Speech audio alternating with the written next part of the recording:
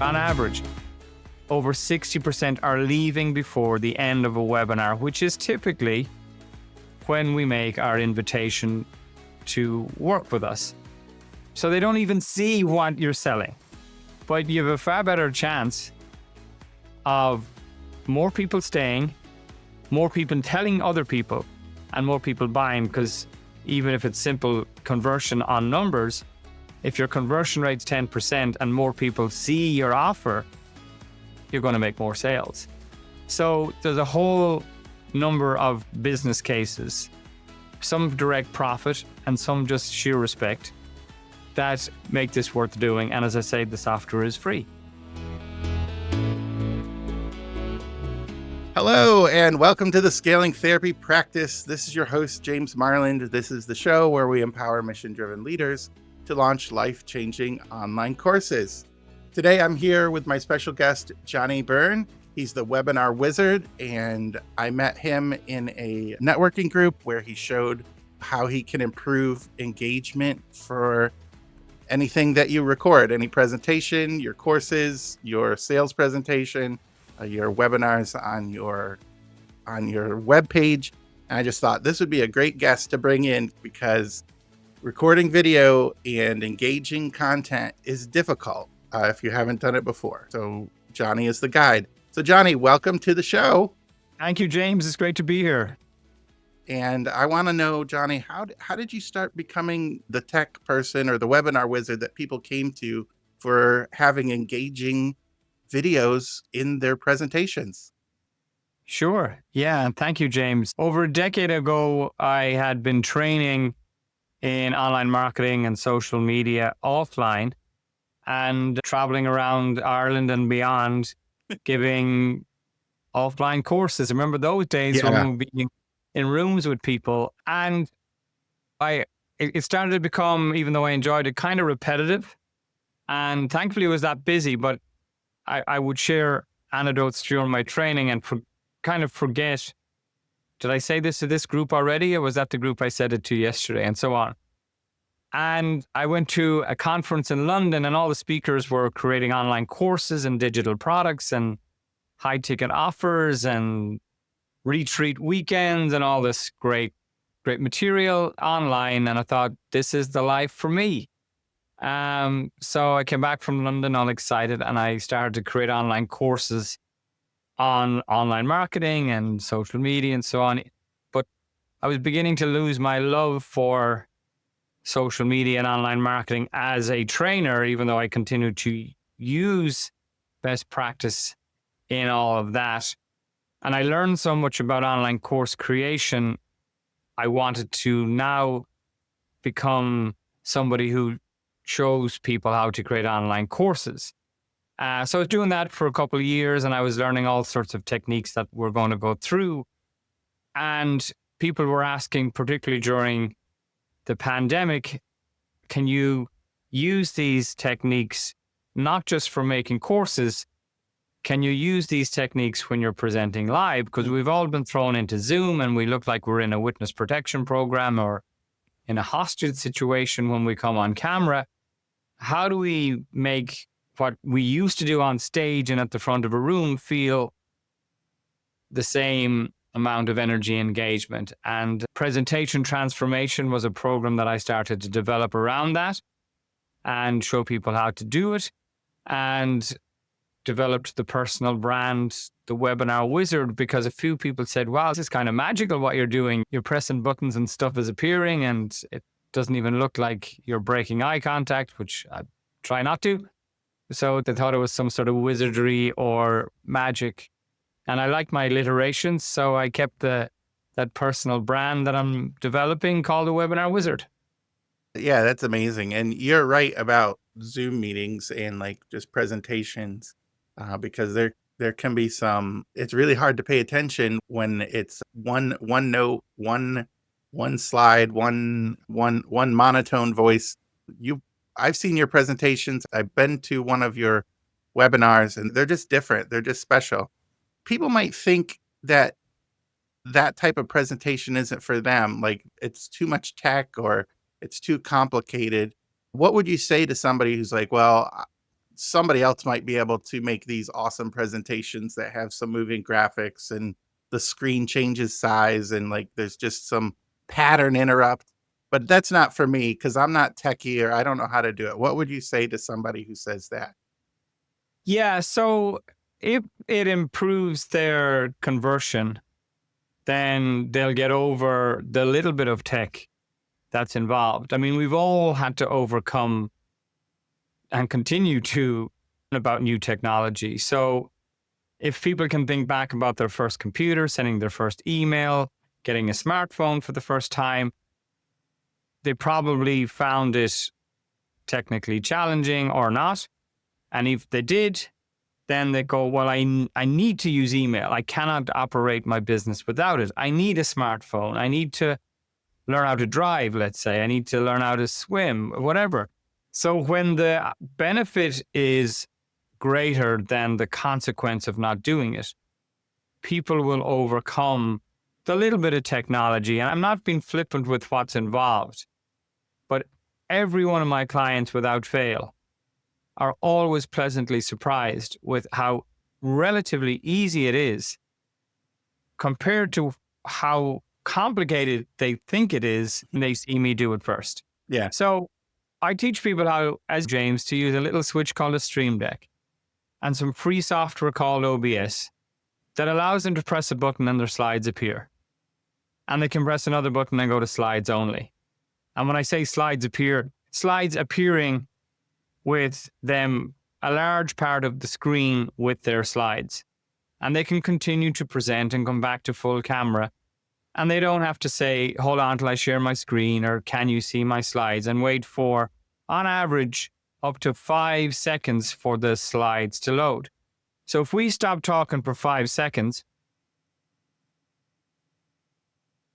that's a lot of time when you're presenting live. People are like, is he okay? Did she fall off the chair? Where are they gone? Why is this take? Because we live in a very instant world. So a couple of seconds in a live environment, unless it's orchestrated or a pregnant pause or whatever, or you're giving people time to think.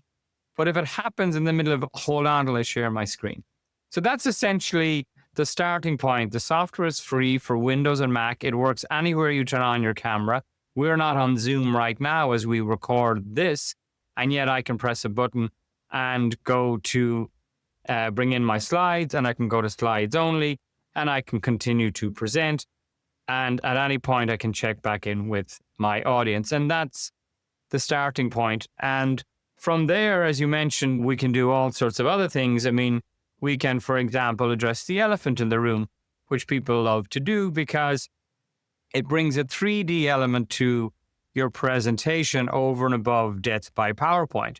And if we take Zoom as an example, and a lot of platforms are the same, when we do share our slides, we look at it like a guest at our own event, right? And I just pressed one button to make this orchestrated scene happen because I'm not using traditional Zoom here or sharing my slides that way. I'm actually just pressing a button. So the software is free. Yes, it involves a little bit of learning, like any software, but as I said, a lot easier than people think. And I thankfully get complimented on how simple that I've made it all. Yeah. And for the audio listeners, Johnny just went through a mini presentation just by pushing buttons and carrying on the conversation. You probably didn't even notice because there was no hesitation. It was just a smooth push a button, keep talking type of presentation. It was and it was dynamic. So there is technology involved, but guess what? You've overcome that problem in the past, and Johnny makes it easy. So I was wondering, what are 3 ways for the topic of the show? And you've been doing presentations for a while, but what are 3 ways that people can make their presentations dynamic? Or what are 3 ways they can engage their audience with their presenting skills? Do you have some advice or tips on that? Yeah, absolutely. So the first one, before we even get into the pattern interrupt with the free software, the first one is showing up in a way that does you justice. A lot of people are still showing up in a way that doesn't align with how good they are. And if it's the first time people have quote unquote met you and experienced you on camera, and they look better than you do, and you're the host, then there's a misalignment. There's a perception there that for some people, it's like, is this as good as they can show up? And they're looking to grab and keep my attention, expect me to sit for an hour and then want my money. And yet they haven't got or put in a little bit of effort to look and sound as good as they could. And it doesn't cost a lot, like literally in the low hundreds of dollars to improve how you show up. You wouldn't show up with your zipper down at a TED Talk unless it was part of the presentation. I don't know what the topic would be. Or you wouldn't show up with half your lunch on your face when you go to a meeting. But yet we think it's okay virtually. It's like, oh, my content does the selling. And I've been doing this for years and I'm a best-selling author. So I can show up in my underwear and I could still make $1 million. And good for you if you can. But most of us don't have that luxury. So first and foremost, we need to show up in a way that does us justice and aligns with how good we are at what we do. A therapist, a coach, a trainer, an expert in any area, show up in a way that matches with your expertise. And then from there, try to avoid death by PowerPoint. And I'm not knocking PowerPoint, I love it, but it's become a term even before we started, long before webinars, where people would stand on the stage and it just would be slide after slide. So when you start to get into using OBS, which you can try for free and it's open source, so it's free for Windows and Mac, and you can use your keyboard or indeed your arrow keys on your keyboard to set up a little scene where instead of disappearing, just press a button and you appear beside the slides, and press another one and you go back to camera. And if you do that, you will be so much better than you were, and a lot better than most. I mean, more people are doing it. I think I might have something to do with that, but a lot more people are beginning to realize the importance of that. So look and sound crystal clear, aligned with how good you are, what you do. It builds trust and rapport and respect. And from there, you can start to do these pattern interrupt techniques. And what is a pattern interrupt technique? Well, essentially, as Tony Robbins has popularized it, it's state change. But pattern interrupt is a proven psychological and psychology technique. So if your listeners think back and your viewers, if they fell off their swing or off their bicycle as a child, their caregiver, parent, older brother, guardian would try and interrupt what the tears essentially with, hey, have a lollipop, have an ice cream, oh, look at the cute doggy. Anything to interrupt the pattern of the tears. So the go-to pattern when we're presenting is people zoning out, tuning out, distracted by the phone, another browser window, whatever. We want to interrupt that pattern by doing something unexpected. And when you bring in the slides without breaking eye contact, it's usually unexpected. And then if you bring in an elephant, as we just did, or people on my course get overlays, if they're using Zoom, they can press a button when they ask people to turn on the camera, and it gives them this visual nudge, and that's a pattern interrupt. The one that's really popular for pattern interrupt, which is the third way, is to use a pen and paper or an iPad and get like a $100 webcam and mount it over your desk. I put it on my mic stand, so I'm getting 2 for 1. It's holding my mic and my overhead camera. So I can essentially press a button and bring in my iPad live and start to draw out a picture of James. Oh, that's perfect. Or if you're taking people through, like I'm doing later today, the belief bridge when it comes to webinars. And you can start to draw out circles and squares and a bridge, and people are here and they want to go to here, and you're going to take them through this belief bridge. And there's 3 beliefs that typically people have and all that. And you can press a button effortlessly and come back and check in with your audience and say, hey, is this making sense? And if you don't have an iPad or you reach for it and it's not charged, then just have your paper and your thick marker to hand and start to draw out your framework. And it's super engaging. You can use it for making videos as well as doing it live. And it just draws people in. And you see the best of experts in their field doing that technique live or doing it for making engaging courses and videos. And the great thing about this setup, James, is that, the software is free. You can use it anywhere you turn on your camera live, and you can use it for recording. So you can pretty much record and edit at the same time. How does that work? Well, if you're bringing in a slide as you're recording, you don't have to do that in the edit. You're actually recording a video the way you want it to look when it's finished as you're recording the video. So typically all you got to do is top and tail. Yeah, there's no post or very little post. Very little, about 80% less post-production, which is time consuming if we do it ourselves, or if we have to sub it out, there's a cost there as well. So if we can reduce that cost by 80%. And in terms of webinar stats, 50% is the number in terms of how many people are not showing up versus last year. That's around about saying half the people who showed up last year, or half the people are showing up this year as last year. And that's across the board. On average, if you had 100 people on average coming to your webinars last year, it could be, not for everybody, but on average, it's down to 50 people.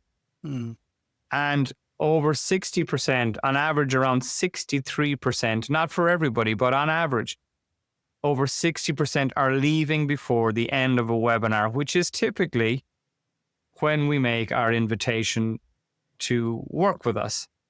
So if over half are showing up and over half of them are still leaving, that's a lot of people. So the industry average is about 60 people across the sort of industries you and I work in, James. 60 people, 57 are not buying. And the reason for that is over 25 of them have left. So they don't even see what you're selling. They don't even see the offer, the invitation to buy. So if you can grab and hold your audience's attention from the minute you start, then they're more likely to stay. They're going to be thinking things like, wow, at least they show up pretty good and they look and sound good. They're being respectful for my time. And this looks and feels different than most webinars I've attended in the past. That's what you want them thinking. Then your content needs to be value adding and respectful of their time and all that good stuff. But you have a far better chance of more people staying, more people telling other people, and more people buying, because even if it's simple conversion on numbers, if your conversion rate's 10% and more people see your offer, you're going to make more sales. So there's a whole number of business cases, some direct profit and some just sheer respect, that make this worth doing. And as I say, the software is free. Yeah, that's great. And I'm going to clip some of that and put it at the front of the episode, because that is exactly the reason why somebody needs to work on their presentation. Engagements, attendance down, people leave before they come. And if they don't hear your offer, then your sales are down and your revenue's down. And so it all kind of flows together. And sometimes as a therapist and a lot of coaches as well, sometimes it's not a sale. Sometimes it's an invitation to do a one-on-one or an invitation to do an online assessment or fill out a questionnaire. But again, if that's at the end, and typically it is, over half the people don't even see that they can do an assessment with you or get a free complimentary value session. So which leads to sales. So people might think, I don't sell on my webinars. You do. You sell the pre-assessment. Yep. You sell the one-to-one. You sell whatever it is. You sell the next step. But if they don't see that invitation to take that next step, how can they possibly take it? And it's super enjoyable. I mean, you can bring in a timer if you go on a break. It makes doing longer. Let's say you have a 3-hour workshop with your high ticket clients, as we call them, your high value clients. a lot of people go, oh, we're going on a break now, or we're doing an exercise, and you turn off the audio and the camera and you have to reignite them and all that after the break. So it makes delivery effortless and enjoyable, which translates down the lens so that it's kind of a symbiotic energy transfer, so to speak. And a lot of people who attend my 3 hours even do take some breaks for exercises and breather breaks for water or coffee or standing up. At the end, most people say, I can't believe we've been here for 3 hours. Because we do have fun, but that effortless engagement and timers and a little bit of music that is so easy to manage on your own with a little $150 switch and some free software, that all leads to the experience. I keep banging the drum, so to speak, with anyone that'll listen. We need to deliver an experience and not just an event, an experience that they walk away inspired to take action, take the action, and inspired to tell other people as well. And if we do that, our business will improve dramatically. You make all these great points that will help people with their presentations and help your audience get to the benefit that you have, the value that you have, and help them take the next step. Where do you have any final message, and where can people find you online? Sure, they can go to my website, johnnybeirne.com, and we will be including a link, I believe, James, in the show notes where they can get a free assessment of their setup. So I'm happy to meet people. Yes, in the conversation, if they ask, how can we work together, then we will have that conversation if whoever books the review brings it up. But the review is all about how you can use what you have to improve how you show up so that you ultimately get better results every time you present. And even when you network in online networks, you're going to look and sound better in breakout rooms and all that. So we simply look at how to get the most of the setup that you have and a couple of pointers as to what you might need to do to make that even better. And if people have a great setup, they're just not familiar with OBS, the free software, then I spend a few minutes showing them how relatively easy it is to use. And then if the conversation arises where, because usually people are inspired to say, I want to be able to do this myself. How do I learn this fast? I'm like, well, we have a course. We have a community where we show up live and practice with each other after people have taken the course. So if that comes up, it comes up. But that's what's on offer. I'm trying to help as many people as possible. And yes, I have a business to run. I have things that I sell. But I'm trying to help as many people as possible improve how they show up so they can improve their business. Great. So we'll include the link and the assessment link in the show notes so that you can get some tips on sometimes it's like one or two tips that makes the big difference. And Johnny can help you find that and how to make the most of your system and give you some next steps for awesome presentations. Well, Johnny. Yeah, and recording courses and videos as well, which, is a big part of your community and what they are planning to achieve. As I say, you can use it for recording, and then you can use it to deliver live webinars to sell those great course recordings. Wonderful. Well, Johnny, thank you so much for being on the show. I really enjoyed the conversation, and I love what you do. Thank you, James. It's been an honor. Well, audience, it's you've heard from Johnny, and there are ways to make your presentation look and sound better. So if you're struggling with that and you need some extra eyes on it, go check out Johnny's website, and the link will be in the show note. It's now time to go put your mission in motion.